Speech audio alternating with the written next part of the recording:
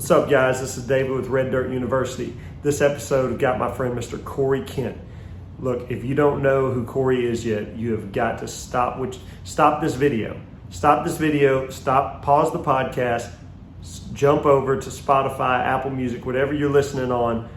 Look up Corey Kent, download his music. The guy is unbelievable. I promise you won't be disappointed. Check him out, hear his story. He comes straight from playing a show with Wetzel and Mike Ryan to over 10,000 people, sold out the Zoo Amphitheater. This guy is crazy, crazy good. Check it out. I think it's about time I just hold up, take a sip and hit the slow down. Just a minute, little long neck therapy and some damn good company. Listen to the band play, forget about the long day. Take a drink of that Rocky Mountain Gold. When you hear that song, you know you need something cold that you can hold up. I appreciate you doing this, man. Yeah. I know that you are tired. Yeah. You had a long night, huh? We're rallying. Yeah. We're rallying. Yep. Yeah. So last night, the Zoo in Oklahoma City, right? Yeah, Zoo Amphitheater, OKC. We played with Mike Ryan and Wetzel last night. Sold out, 10,000 people. Golly. It was rowdy. And then we packed up after the show, lit out of there about 1 o'clock in the morning, maybe 1:30, and then drove straight through the night to Shreveport, Louisiana, and here we are. So we got here, 7:30 this morning. Man. And sound check at 8:30. Yep. Podcast. Little van sleep. Yeah. Yeah, man, that's crazy. I know we got everybody. It's getting ready for football. We got the boys in the green room watching some football. Everybody's ready to go, man. Yeah. So you play with Mike Ryan. You played with those guys before, huh? Actually, that was our first show with Uh-huh. We played with Mike Ryan a couple times before, but I hadn't met Mike.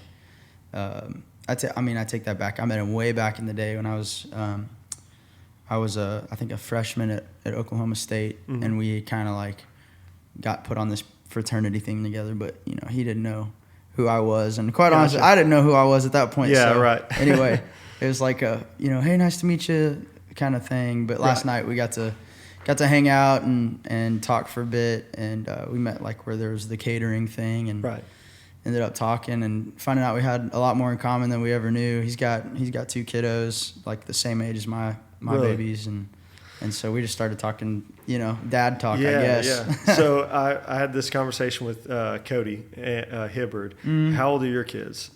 So my oldest is about to turn 4. Okay. And then the next is about a year and a half. I was about to say the other one. And then we got one more coming in January. So congratulations. And then I think we're retiring from from babies. Hanging it up after that. The quiver's full, I think. You know what I mean? I hear you. I was about to say, whenever you talked about y'all having the same age, me and Cody's kids are the exact same age, 6 and 3. First one's a girl, second one's a boy, like exactly awesome. the same. Yeah. Easy talking points when you find out about somebody. It's like, man, we're going through the same stuff. Oh, right yeah, now. 100%, man. And his same deal. His boy's the wild one, daughter's the little angel child. Yeah. Well, you'd rather it be that way than the other way around. Oh God, yeah, no doubt, no doubt. I can't handle my daughter being wild. That would break my heart. Yeah. Oh man. So grew up in Oklahoma. Yep. Born and Tell me raised, about man. that. What part of Oklahoma? So I was born in the Tulsa area when I was about 5-6 years old. My parents moved to Bixby. My mom moved to Bixby, and just was there from first grade on all the way through graduation. And great town, cool place to grow up. Not the smallest town, but still kind of has that everybody knows everybody feel. Yeah. And man, I know everybody talks about how crazy their hometown has changed, how big it's grown or what. This place exploded. Yeah. Like, we go back and we're like, this is not the same, like the same kind of, almost like it's a different class of people that live in our hometown now. Mm-hmm. I don't think it's like a good or bad thing, but it's 5x'd since I graduated. That's crazy. So, somewhere between 3 and 5. Like, we were graduating 275 kids when I graduated, and now it's 1,000. Wow, that's nuts. That's not very long. Like, usually it takes a long time for that to happen. So yeah, it's a big school. they're like 23rd in the country in football now, which Wow. when we were there, when I was playing, Nothing. we were not, we weren't even able to, we were playing, we were getting spanked. Yeah. And now it's like, it's like bring a community. I think they have college like in a here, crazy win streak. I think they've won like 6 out of the last 8 state titles. Like Wow, just, that's nuts, man. I saw they beat somebody yesterday, 81-6. It's like, dude, this is not the same town, bro. So anyway, it was a cool place to grow up. God, that's awesome, man. Some of the guys in the crew are from there as well, so we go way back. But I have a special place in my heart for the hometown, just like everybody does. But little brother and sister are still there going through school, so they have what I didn't have, and that was like an older sibling that kind of, they're more than just like a random kid in the school system now. They got kind of a family name there, so it's cool for them. But yeah, it's good. Did you grow up like being a Red Dirt music fan? Is like, do you go to Canes and kind of like do some of that stuff? And man, you know that song Eli Young Band, Even If It Breaks Your Heart? Mm-hmm. Dude, when that Love came that out, song. I was like, dude, they just wrote my biography. Yeah. Like that's me. I used to go to Canes Ballroom, and a lot of times I couldn't get into the shows. I would try, and it's like, man, hopefully they're not carding or whatever. Yeah. But I always had a baby face, so I never made it in the door. But there have been so many cool shows that have come through there, and I would say like specifically Red Dirt music wise, I remember in 2005, Randy Rogers put out Live at Billy Bob's, and that I remember my uncle might have borrowed my car for something, my truck to move something, and he put that CD in there and he forgot it, and I turned it on. I was like, who is this? And so this is years later, obviously, but the 2005 record was living in my truck, and I wore that thing out, and that was my intro really into kind of the Texas Red Dirt scene. And it just kind of grew from there. I mean, I grew up more on the, Garth Brooks, more the national country, right. And like the early Kenny Chesney stuff. I loved all that. But then when I kind of discovered that there was somebody close to where I'm from doing their own thing, and I haven't heard them on the radio, but they're incredible, that was kind of the opening of the door for me as a Red Dirt fan. And so I still, it's crazy. We open up for those guys quite often now, and hearing some of those, I've been down and I've been out. It's just nostalgia. Yeah. I love that stuff. And what's that like for you now to go from listening to those guys and like literally the reason that you're even playing Red Dirt music to now you're getting open for them and be a part of that? I mean, that's nuts. Man, it's crazy. I think it's honestly one of the most enjoyable parts of like the journey, and it's happened a few times now. Last night was actually one of them. I'll kind of go through the progression, but I mean, hearing Randy Rogers and not even knowing how that would impact me moving forward, not knowing that I'd be writing with him, not knowing that I'd be playing shows with him, and he'd be opening doors for me later on, just being a true fan, and the way it impacted the writing or the way that I approach music it's really kind of a special thing and now he really is just a friend. It's not even like, oh, we're peers. It's just like, that's Randy. Like, he's just a good dude that wants to see people succeed and has accomplished everything you could want to accomplish. So it's a cool friendship now. And then to go even further backwards, there's a guy in Tulsa that I grew up watching. His name is Ben Kilgore. And this is going to seem like high praise, but this is accurate, okay? If there were 3 vocalists that I could see live, like anybody, it'd be Ray Charles, it would be Chris Stapleton, and it would be Ben Kilgore. Like those 3 That's to crazy. me are they're so incredibly unique in what they do, and they're masterful at it. Oh, yeah. And they can do things vocally that nobody else can do. No doubt. And so Ben falls in that category for me. So I grew up in Tulsa watching this guy. He was in a band called the Hero Factor, and I just idolized these guys. His dad was the music pastor at our church growing up. That's how I knew about him. Gotcha. So then I started. He actually played a few shows where I was the kid trying to get in, but I wasn't old enough to get in.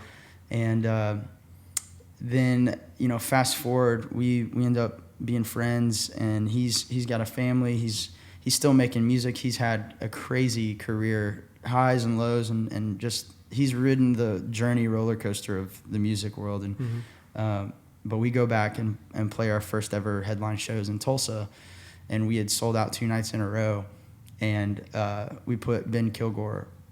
He had agreed to play on the bill with us, and so. Wow. There's been so many cool full circle moments where it's like, okay, I had to address it to the crowd. I had to go, guys, you don't realize how big of a deal tonight is to me. Yeah, for sure. Ben's the reason I picked up a guitar. I wanted to be Ben Kilgore. And now Ben and I are sharing the stage together, and you guys showed up and sold this place out 2 nights in a row. It's just like a really cool full circle moment. And then even last night at the Zoo Amp in OKC, I remember I got my driver's license, and the first thing I did was start looking up concerts. I wanted to, drive my own truck to a concert. Yeah.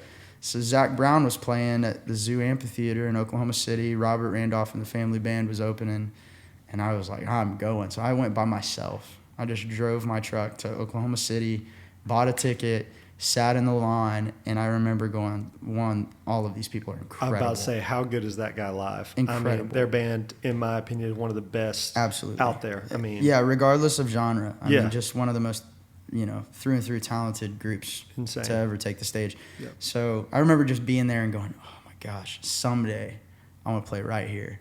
And so last night it was one of those moments where it's like, and I don't think I'll ever be fully like fulfilled in that until I'm headlining that venue, but it was just another like, a little thing from God, like, hey, keep going. That's right. Like, That's right. You keep working hard, and your time's coming, and so it's just a cool moment, and I love those. Those are what I live for in this journey. Is like, those moments where you're like, okay, I see the progress that's being made, because a lot of days you don't see that progress. You're just like, man, we're spinning our wheels, but you hit those little milestones, and they're different for everybody. But I've been thinking through this a lot. Kind of what you're talking about lately is, as a kid growing up, little achievements, things I wanted to do. Like there's a stage here at a bar called restaurant called Silver Star, but it's a big stage. But up to this point, it's been one of the main places to see like Red Dirt music. It kind of had the stage. I mean, everybody's played, Coach played there, Randy, like all those guys have played there. But so growing up, I was like, man, I always want to play there. I always want to play there.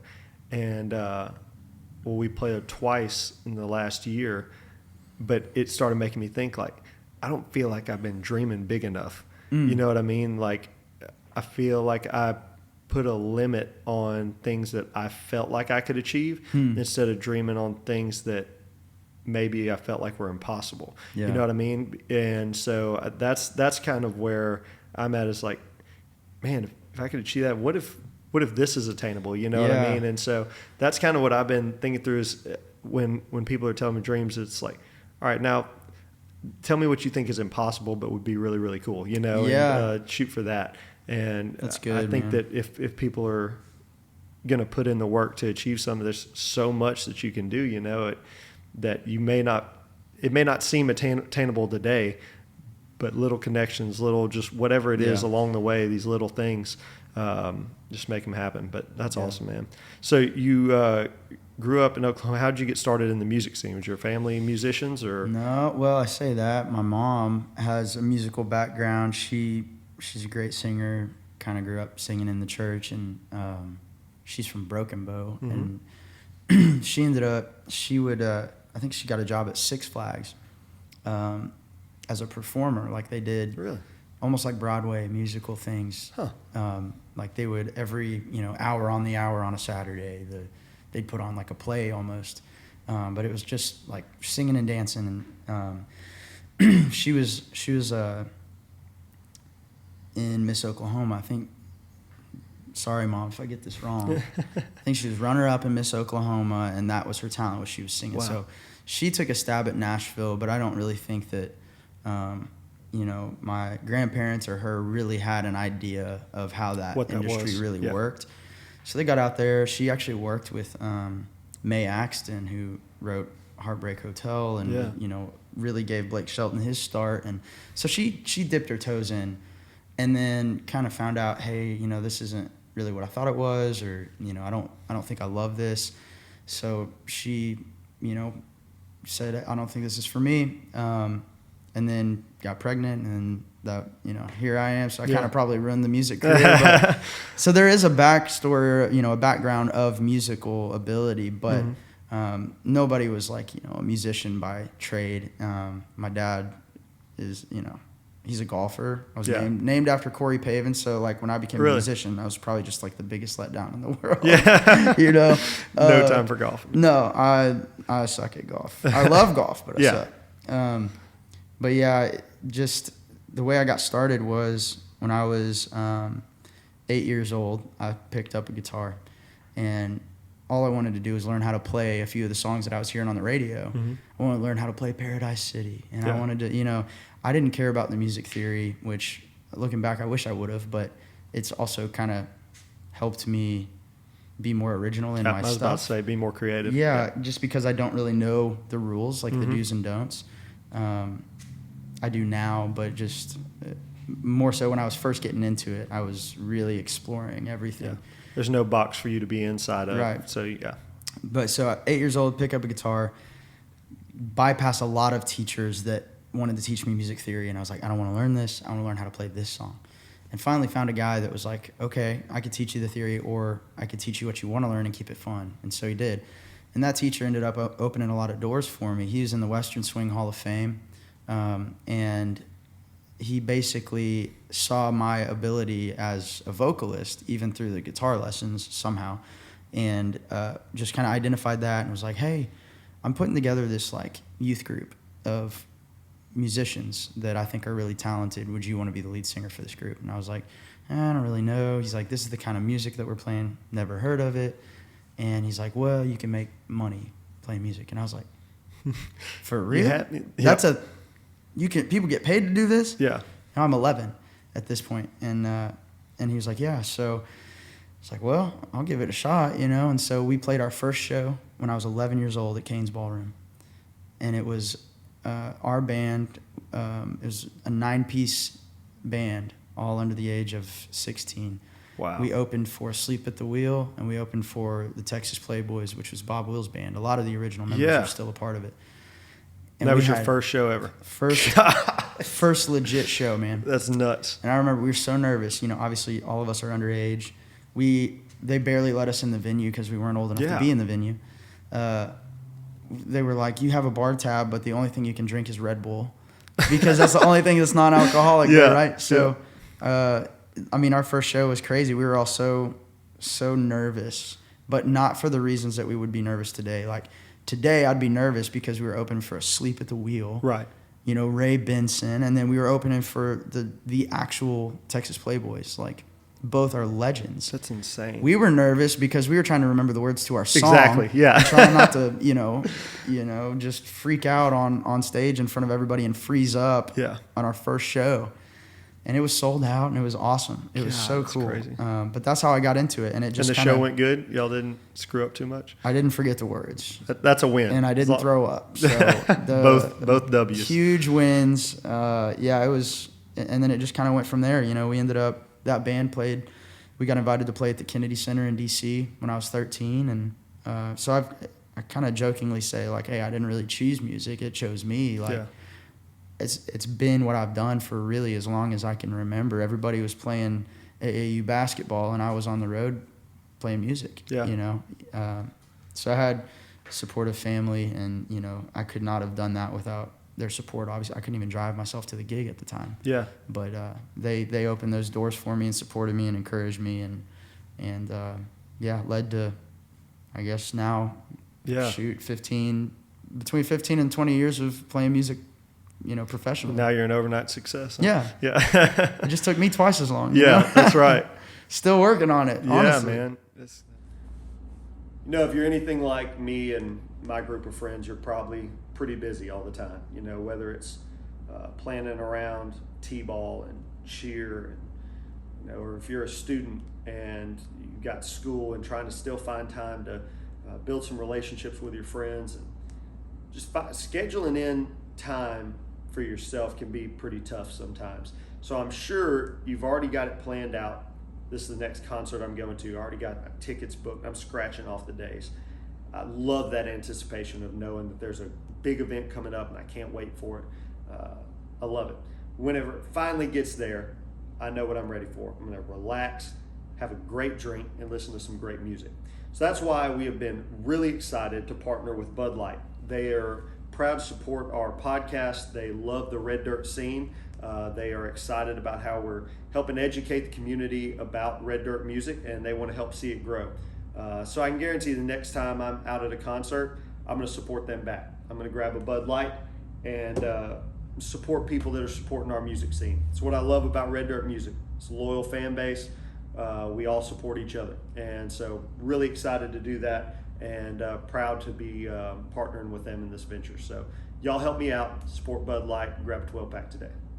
That's nuts, dude. So from there you traveled, played a little bit, then you had the singing competition, huh? After that? Tell me about that.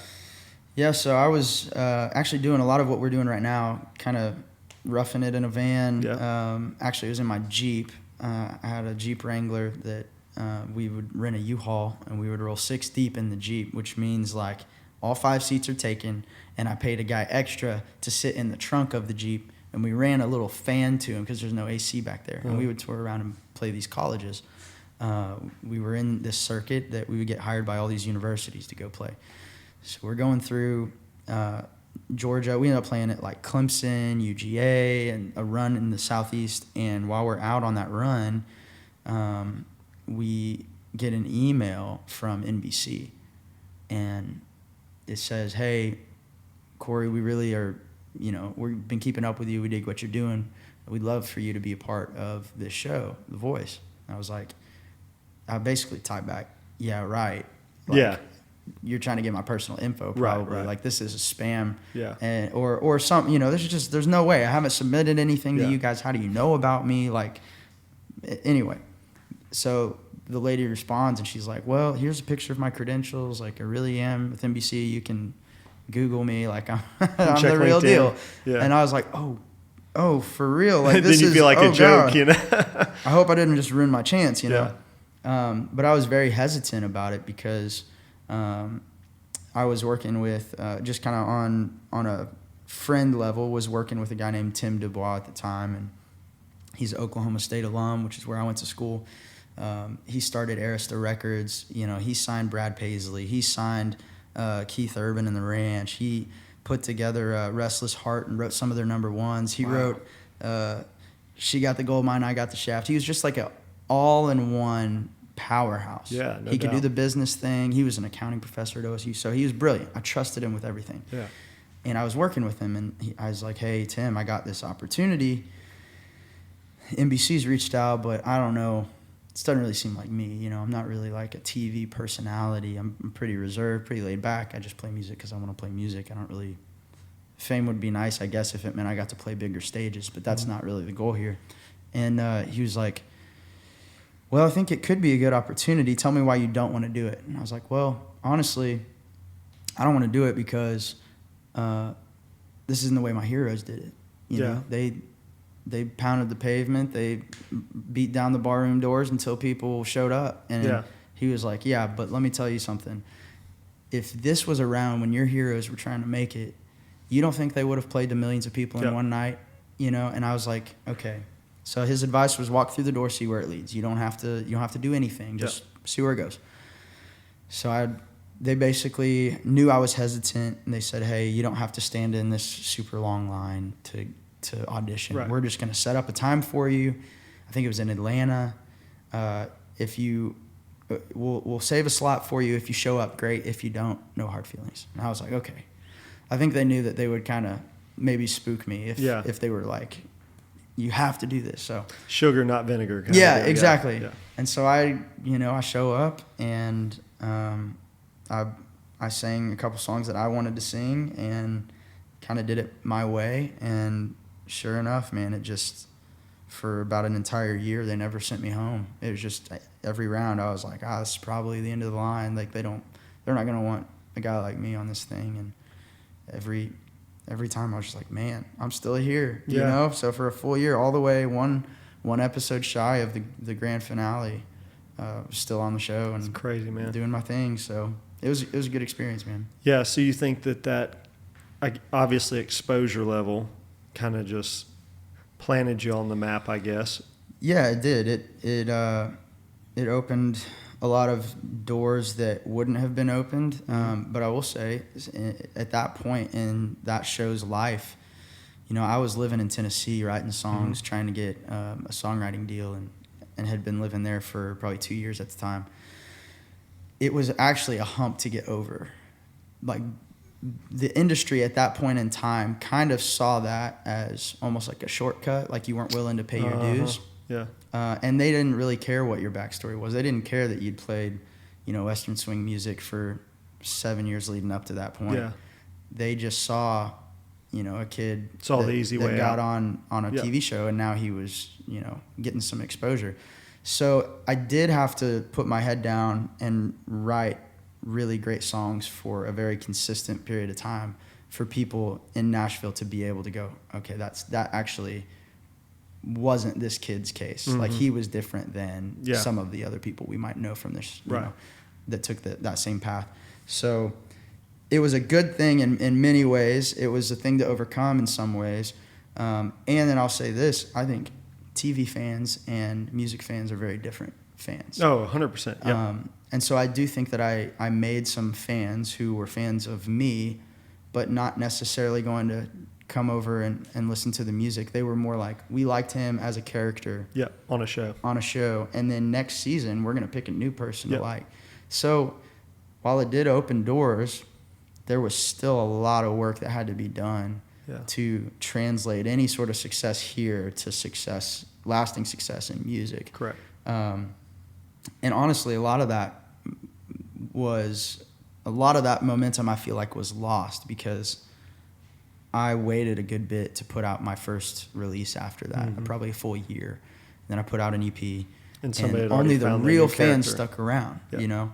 And then after that, you know, we kind of went through a rebranding phase, and we probably lost some more. So it hasn't really been, I think, maybe the same trajectory off of that show as a lot of people have experienced. But I'm still, you know, every experience that you have just adds to your story, right? And it helps mold you and just make you who you are, both as an artist and a person. And so that was like boot camp for a vocalist. Yeah. That's what that was. Like, it was like I jokingly say this, but it's kind of like the Hunger Games. It's like, hey, you guys all get in here, train, use the same resources. We're going to make you awesome, and then get in there and rip each other's heads off, you know, like battle to the finish, you know? Yeah.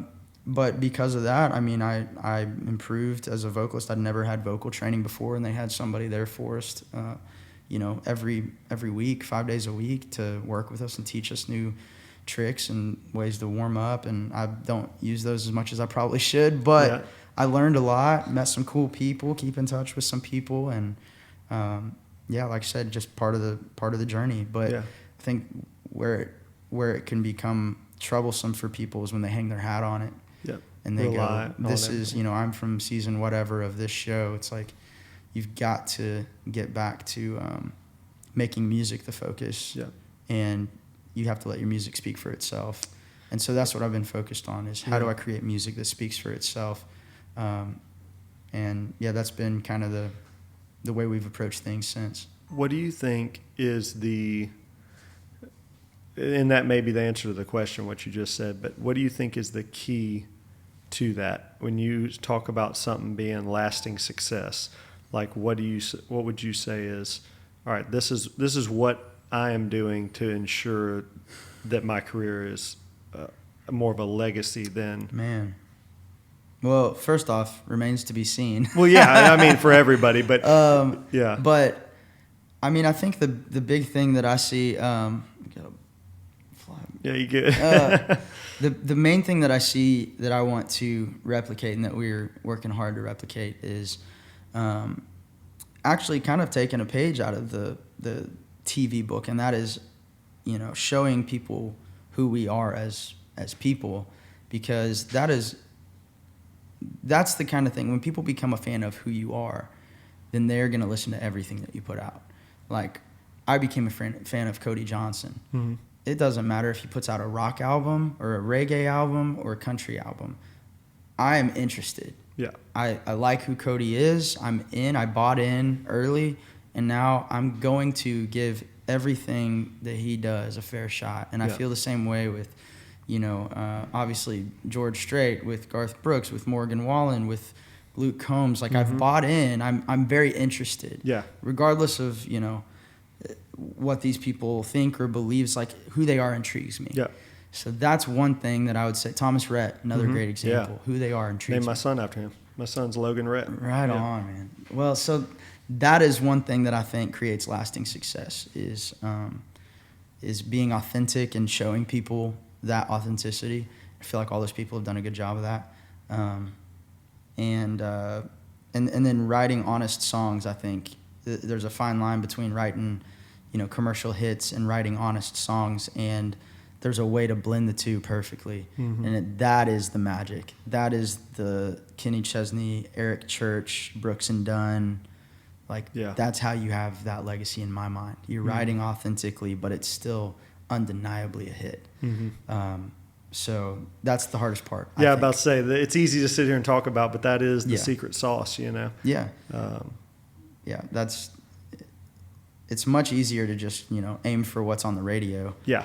But it's still really hard to achieve that. But I think, if you can blend those two things of like, hey, this is very commercial, but this is who I am singing what's commercial, or what has some commercial appeal. But at the same time, you got to keep those roots in there. You got to keep that 2005 Randy Rogers record influence in there. You got to keep, Turnpike Troubadours or Kings of Leon or whoever you grew up listening to.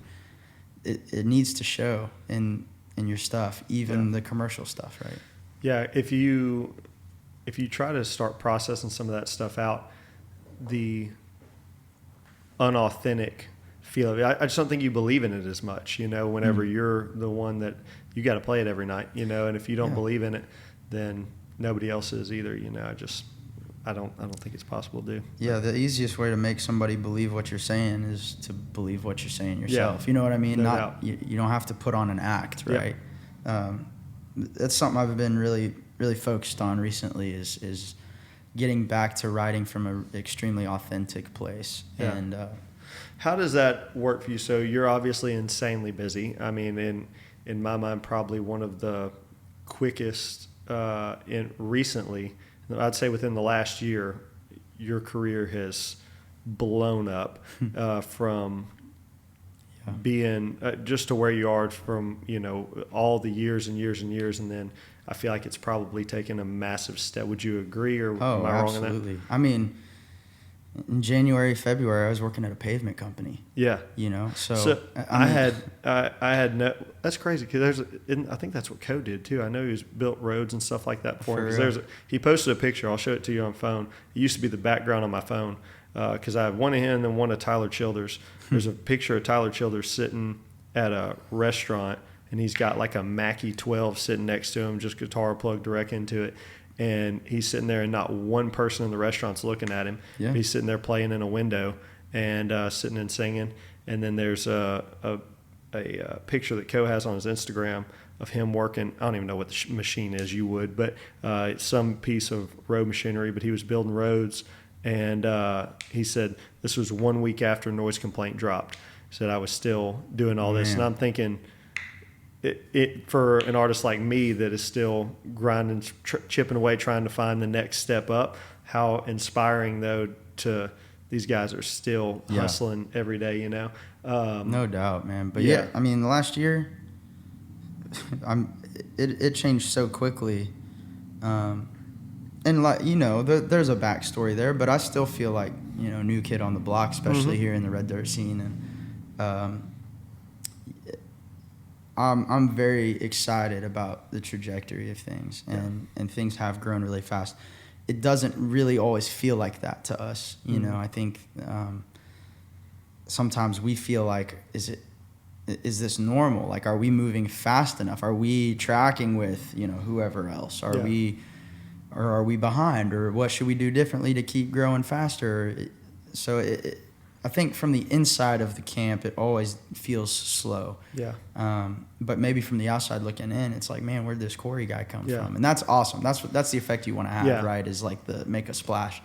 And I think we've been able to do that pretty well. But yeah, so I was unfamiliar with your music until the songwriting competition. Okay. So you and I were in a Texas Texas Music Pickers songwriting competition together, and alphabetically your name fell right above mine, and Okay. we were in the same group. And so we were sitting, I think it was like top 20 or whatever, however they did those rounds or whatever. And my buddy Lucas Jagno had encouraged me to do the competition and everything. He's like, he said, man, I won this thing last year. He's like, changed my whole career. You know, it's awesome. really kind of helped him and everything. And I said, all right, I'm going to do it. And so sent in the first submission, thankfully made the top whatever groups or whatever. And so I was sitting there and I started kind of research some people in the group, and I was like, okay, this is cool. And then whenever it was on YouTube because of COVID, of course they couldn't do it live. And so started going through all the names, and then, you know, I'm waiting on my video to show up or whatever. And then yours shows up right before it. And I'm sitting there, my girlfriend at the time was sitting across the table from me. I had it on my laptop. I was sitting there listening. I was like, shit. I literally told her, I said, if I win this and he don't, I'm giving it to him. I said, this is the best thing I've ever heard. And so since that day, I've been a massive fan. I don't know if I have the first Corey Kent tattoo, but I got one of them. That's so cool, man. Life gets hard, but God stays good. Amen. But that was one of the things, man, is I know how much music means to me, you know, and that's what drives me to want to write great songs and put in the work, because it is a ton of work to write a song and that's meaningful. And, you know, that's what drives me. Like, so for instance, that song, at the time, so it connected with me because my dad, which we talked a little bit about earlier, my dad was an evangelist for a long time, but his name was Jack Daniels. So before he became a preacher, he lived up to his name. Like, he was a bad alcoholic and drug addict. Really, like, man. would drink a fifth every morning to sober up and go cut hair. Like, I mean, shoot heroin, coke. If he couldn't afford drugs, he would shoot up ice water just to get a rush. Like, I mean, bad. Became a Christian in '85. And quit everything cold turkey. So, like, never even saw my dad have a beer my entire life. Like, my favorite story, he ingested antifreeze one time trying to siphon it out of the bus that we traveled in. And he called poison control, and it's like, what do I do? They said, you need to drink a 6-pack right now and flush it out of your system, make you pee and, you know, and get it out. He said, I'd rather die, and hung up the phone. Like, he was just so terrified that he was going to get, you know, addicted or whatever. Yeah.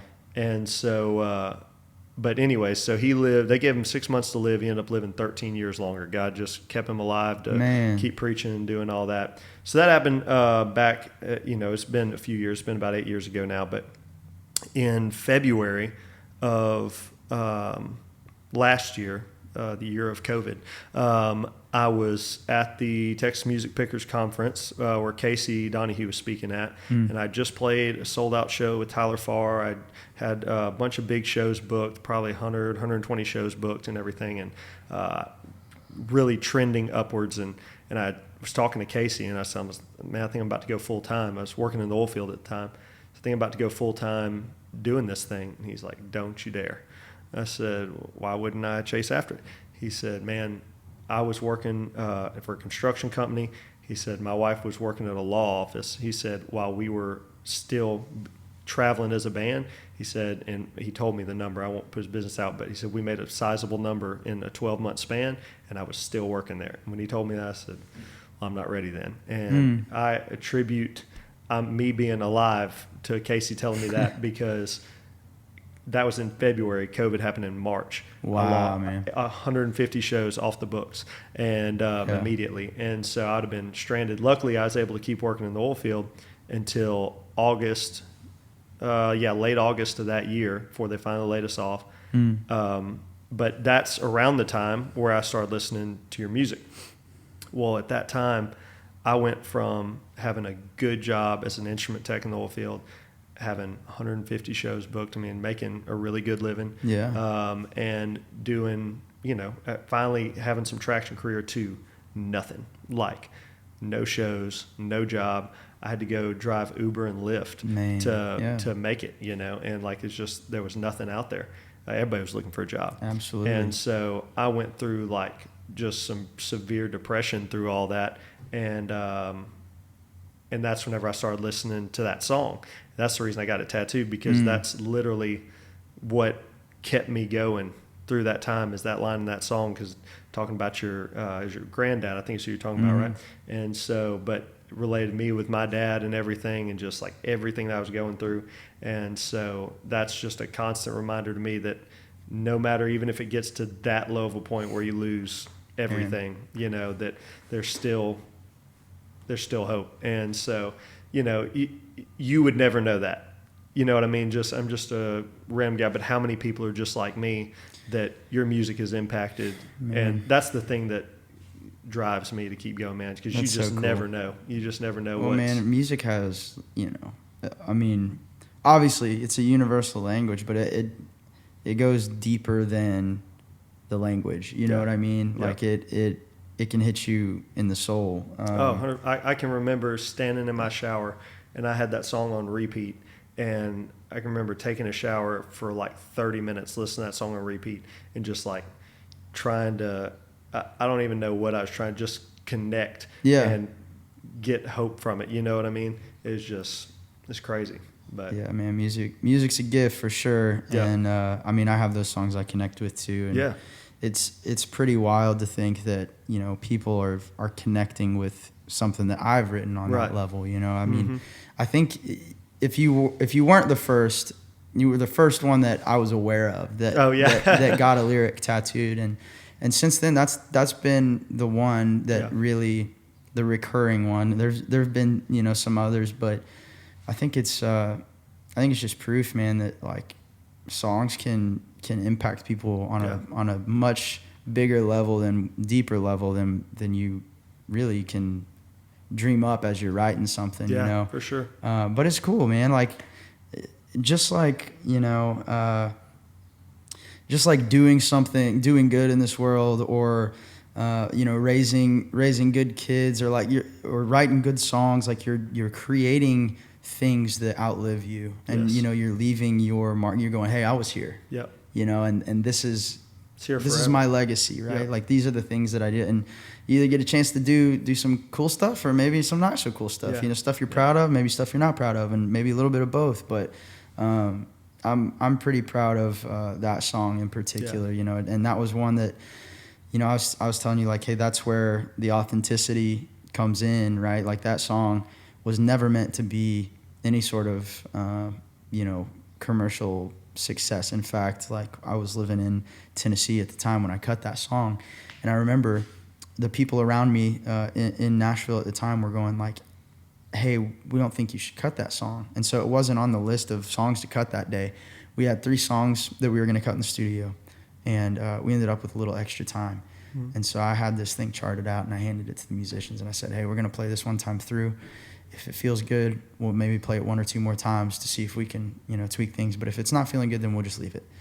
And we played it one time, and that was the take you heard. And then I went back in and tweaked some vocal stuff. And the song, I guess what I'm getting at is the song that maybe the music industry, the guys wearing the suits, or, the guys kind of making the decisions in the know, have said, hey, I don't think that has like a universal appeal. I don't think that's going to work. Is ironically the song that people connected with on such a deep level that they're willing to, get it tattooed on them. And so that's where authenticity prevails over like the commercial hit formula. Because like at the end of the day, we're playing music for real people. We're not playing music for a chart. We're not playing music for a certain amount of spins on Spotify. Like this stuff impacts people in a real way if you write it authentically. And so that's been one of the coolest parts of this whole journey is seeing people connect on that level with the music. It's awesome. So that's awesome. I probably owe you for your tattoo. We can talk about that afterward. No, it's all good. So here recently, a buddy of mine took a drive into Texas. We left Shreveport, Bossier, and we started driving. We got on our GPS, and we wanted to go check out this apparel company that we had been hearing a lot about. Really love their stuff online. We've been seeing it everywhere. Everybody's wearing it, and we said, man, we got to go check this place out.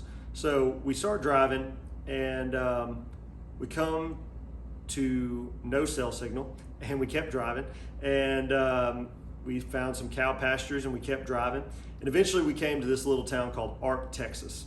And in Ark, Texas is the home of one of the coolest apparel companies in the game. Hat company, apparel, they've got everything. And it's Red Dirt Hat Company. So we go in and we start getting to know some of the team there. We just came to really buy a bunch of hats, and just really hit it off with the people there. I mean, they're just like us. They just want to see the Red Dirt scene grow. They love helping artists. They are just awesome people. I mean, Ryan and Justin are just two of the nicest guys I've ever met. And so as we were talking, I said, man, we got to do some work together. So I'm proud to say that we are now partnered with Red Dirt Hat Company, and they're officially our apparel sponsor. And man, like, look at some of these. This hat is probably my favorite. Dig white. Even on backwards, they've got logo on the back. All of these hats are incredible. It's a really cool design here. And even, I've got a little boy that's 3. They even have kids' hats. I mean, this stuff is just awesome. You got to check them out. Red Dirt Hat Company. Look them up on Facebook. Look them up on Instagram. Go to their website directly, and you can find links to shop on all of their merchandise, whether it be shirts, hoodies. There, I'll step out of frame here, but they've got some awesome hoodies this year. They've got incredible shirts. I mean, you name it. Go check them out. RedDirtHatCompany.com. Thank them for supporting Red Dirt University. We are super tickled to be working with them, and you're gonna be seeing a lot more from them. So y'all check them out. So life on the road, you're gone, you're playing all the time. How does that work? Because you got family, you got 2 and 1 on the way. I mean, and mama at home. How do you manage all that? Man, still figuring that out. Yeah. This is really our first year to be gone as much as we have been, and I don't feel like, it doesn't look like it will slow down anytime soon. Hopefully the world stays open. Still figuring that out, honestly. I know early on, when my wife and I had our first baby, we were kind of in this mindset of like, hey, we don't really want to do like the babysitter thing. We want to raise our own kids. We don't want to feel like we're outsourcing that job. That's important to us. And now we're realizing, okay, we need help. Yeah. Like, especially and it's not one more. Right. Especially when you got, my wife is at home. She's got 3, almost 3 kids, on her own. That's a lot, 3 and under is a lot of kids. Yeah. So, and that's what we're going to have, we'll have 3 and under. So we are still figuring it out. I feel like you're telling yourself that, not me, like trying to just grasp it. Yeah. I think the biggest thing is learning to ask for help for us. Yeah. Because we can do it ourselves, but that doesn't leave me or my wife really in the best headspace or set us up for the best marriage dynamic. So making sure that we've got a consistent date night, or as consistent as possible. And my wife's really good about, if I kind of slack off in that department, she'll be like, hey, when you get home Wednesday night, I've got a babysitter, we're going to do something. And, that helps us kind of reconnect and take advantage of the time we have. And then kind of going from, full-on musician to full-on dad and husband mode is what I'm trying to do. And I feel like having a team that you trust to be able to delegate to is the most valuable thing for that. We've made some hires that we might have felt like were premature, of like, man, do we really have the ability financially to do this? And if you hire the right people, they are worth every dollar, And so that's exactly what's happened in our crew. We've been able to bring on some people and delegate some things that normally I would have to do, but it's allowed me now to come home and to take off the musician hat and put on, the family hat and be present. And that is, I'm able to do that now. I have the ability, but now it's learning how to mentally divide, how to just go, hey, I'm not this for the next 3 days. And that's been the toughest part, is being able to kind of differentiate those two and divide them and keep them separate. And so my wife would tell you that we're still figuring it out. But, honestly, like, I don't know, this is probably too deep, too spiritual, but I don't know how people do this without God. Yeah, like, I don't either. Especially in music. So first off, you got to love music to do this, because nobody in their right mind is going to drive 7.5 hours through the night to come do a sound check in, Shreveport, and, no telling what pay looks like for the weekend, and you're employing 5-6 guys, and you could win big, you could lose big. You got to love what you do. Yeah. But then on top of that, man, it's like, to ride the lows that you hit in this industry, to ride the roller coaster of having a healthy marriage, like, there's a lot of work that goes into that. And to be a good dad, like, I'm just fighting demons that I didn't even know were there, man. Yeah. Like, just things that you don't see until you're married or until you have kids, that you're like, man, I didn't know this part of me was there, and I hate that, so I got to work on that. I don't want my kids to pick up on this. I don't want them to think of me this way. So, man, if you're not talking to somebody bigger and wiser than you in those moments, I just don't know how people do it. And kudos to them for doing it if they can do it in another way. But, man, I think our family would have fallen apart a long time ago if we didn't believe and have a faith in somebody that we can, look to in the tough stuff. So I get it, man. It's I commend and pray for you on it, because I know how hard it is just being a part of my kid's life, which my kids, mom and I, we have a great relationship. We're not married, but I get my kids as much humanly possible. But even just from a work standpoint, creating that time, and because there's people pulling at me from every direction, you know what I mean? And which I think we all struggle with. But whenever you're in Oklahoma City yesterday, Louisiana today, and they're in Dallas, I mean, it's not, I'm going to run home and catch this ball game. I'm not going to, I mean, I can't imagine. Well, I mean, I think it's helped me define what success is. To me, I've had to redefine that, 4 or 5 times along the way. And it's not like, going back to what you said, it's like hopefully your dreams are so big that you think that they're almost not attainable, right? Like, and we still have those dreams, but now we've got to do it in a different way. Like, there are other things equally as important, if not more important, which I never thought that I would say anything was ever more important than my ambitions in music. But I also thought I'd be, well into my 30s before I met my wife, and didn't know if and when I'd have kids, and, just happened to meet the one at 22 or at 18, get married at 22, have babies at 23. And, like, I never thought that would really be my story, but I'm so glad that it is. But yeah, just redefining success in the sense that now it's like, all right, I want to be able to go to these same venues that I always wanted to play and sell them out and do all of the accolade things, but I also want to be able to do it on my terms. Yeah. I want to be able to say, hey, in 2024, I'm touring, May, June, July, August, and then I'm done for the year. Yeah. And then I'm writing a record, and I'm at home, and I'm going to the soccer games. I'm able to coach my kid in Little League. Like, I'm able to do the things, to be the dad and the husband that I want to be, but also still be the kind of, have the kind of career that I want to have. And so I feel like the target was this big starting out, and it just keeps getting smaller and smaller and smaller, and still equally as important. It's just very defined now. Like, I know we're not going for the target, we're going for the bullseye now, and the bullseye's a lot harder to hit. That's what I was going to say. But it's still doable. It makes the dream even, like we talked about, kind of a bigger dream, because I feel the exact same way, but in a way it feels like I battle with the thought of, man, there's guys out beating the road down every single week, no doubt, every single week, and they're shooting for the same thing that I am.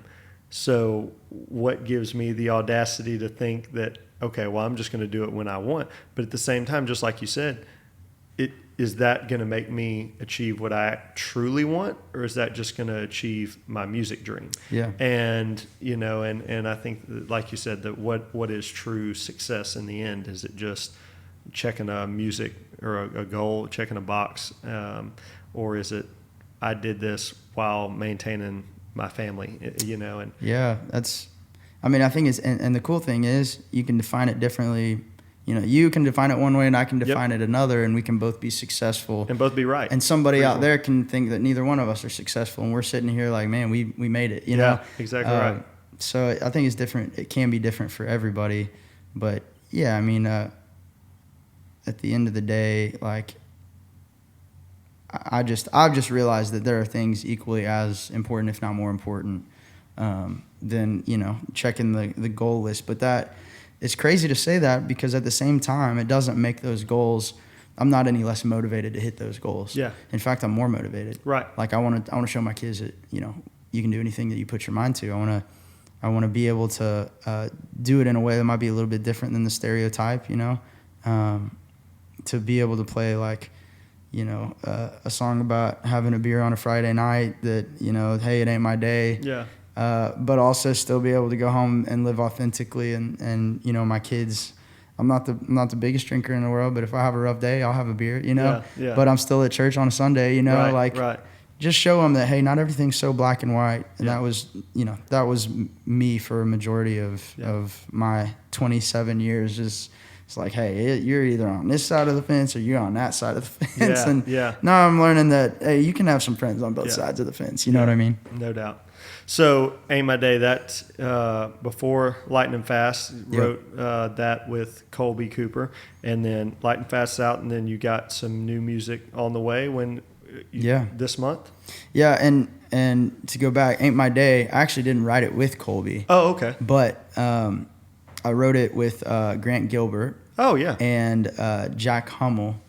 And Jack's a good buddy of mine, lives in Tennessee. Met him, he's a Missouri guy, but... wrote that song for Grant, and then it turned out Grant wasn't going to cut that song, and then I was like, man, I feel like this thing has something to it, and so ended up playing a lot of shows with Colby.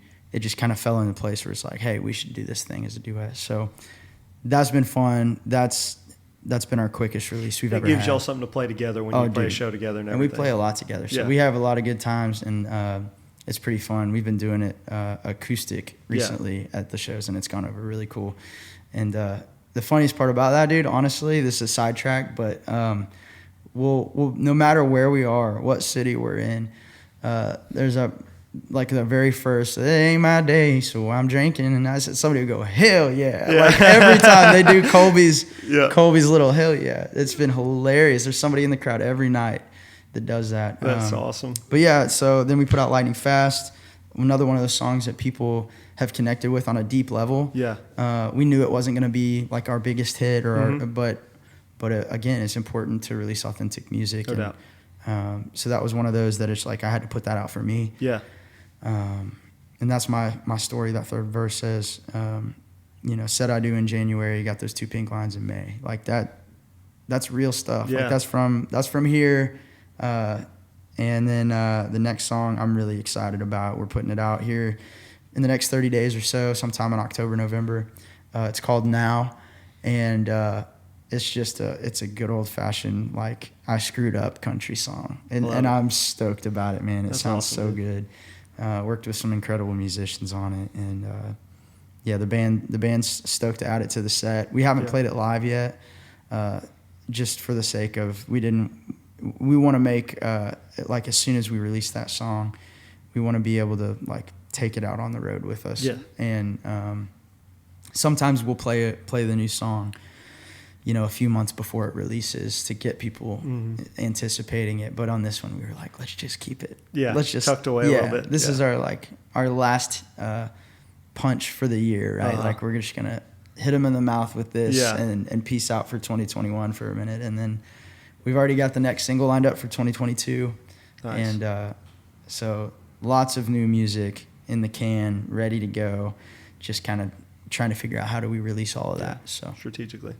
Love it, man. Well, dude, I know you're exhausted. I appreciate you so much for doing this. obviously we're gonna keep up with you and keep track of what all you got going on. At Corey Kent Music is the best way to find you. CoreyKentOfficial.com is the website. CoreyKentOfficial.com. Yeah, and then Corey Kent on all the socials. Okay. Corey. People forget the E a lot. So Gotcha. it's hard to find us if you forget the E. That's right. That's right. But yeah, man, thank you for having me. Yeah, This place is awesome. I dig what you guys are doing. Wish it was a little later in the day and we could have a drink. But that's right. Coffee works for now because I'm trying to stay awake, not go to sleep. That's right. That's right. We'll do it next time. We're gonna get you back down here, and we'll get you booked once we get the stage out here, and we'll get you back in Shreveport. Yeah, awesome, man. Cool. Hey, thanks for having me. Thank you again, buddy. Appreciate it, man.